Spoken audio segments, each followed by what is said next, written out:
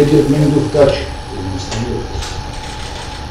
обвинет за кривично дело, злоупотреба на службената положба и овластување, согласно член 353, став 5, во врска со став 1, во врска со член 23 од Кривичниот закон, е виновен, па судот го осудува на казна затвор во трајање 3 години 2 месеци.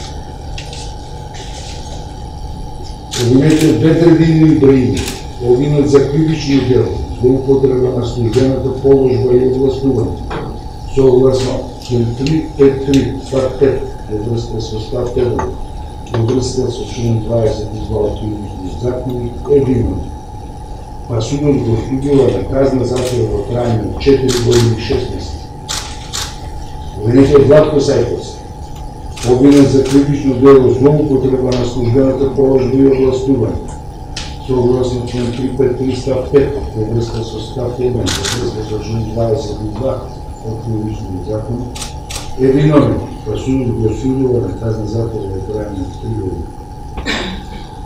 Обвинетиот Сашо Срцев, обвинет за кривично дело злоупотреба на службената положба и овластување, согласно член 353 став 5 во врска со став 1, во врска со член 22 од Кривичниот закон, е виновен, па судот го осудува на казна затвор во трајање 3 години.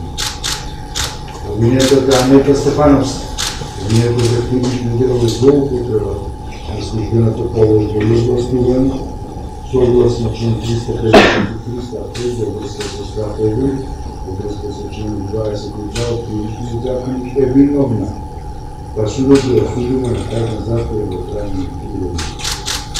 Обвинетиот Сашо Мијалков, обвинет за кривично дело примање награда за противзаконито влијание, речено 359 став 5, во врска со ставот 4 од Кривичниот закон, е виновен, па судот го осудува на казна затвор во трајање 3 години. Обвинетите се задолжуваат солидарно да надоместат причинетата на преварна штета, како и да ги надоместат штетите на причинетата. Која е висината на штета? Понатаму, да мога да запишам.